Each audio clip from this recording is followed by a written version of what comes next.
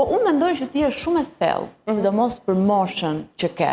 Do thënë, shumë nga mendimet fillimisht kur kam nisur të të ndjek kur ishe në Amerikë, sepse më pëlqenin gjërat që ti thoje dhe duke ditur moshën habitesha. Të vjen ndonjëherë keq që nuk të kuptojnë apo të gjykojnë? Po, e para punës faleminderit, e dyta punës u mendoj që vetëm një person i thellë mund të arrit të kuptoj një person të thellë. Kështu që nëse një person nuk arrin të më kuptoj, nuk është problemi im që nuk arrin dot në thellësi.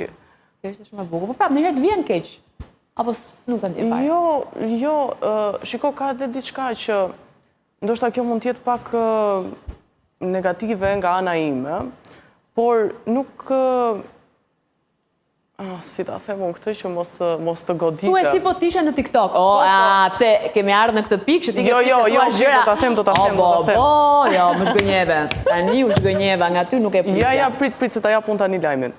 Unë mendoj që, me thënë, perspektiva ime për një popull që është rritur dhe nuk ka parë shumë gjëra nga bota, nuk mund të lë unë ata që t'japin një opinion mbi mua, kur ata nuk, do me thënë, unë kam parë shumë gjëra, e kupton, ata aq din, aq kam pasur, nuk e kanë horizontin e zgjeruar që unë të them, okay, ndoshta ky opinioni që ky personi po m'jep, është i vlefshëm edhe ta marr parasysh.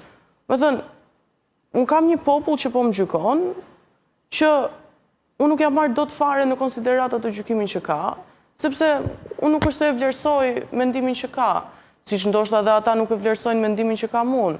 Ama unë mendoj që jam me drejt, ata mendojnë që janë me drejt, se kush është me drejt, nuk e dim, po unë kështu e shoh pak. Prezika që ti je rehat me veten. Jam shumë rehat.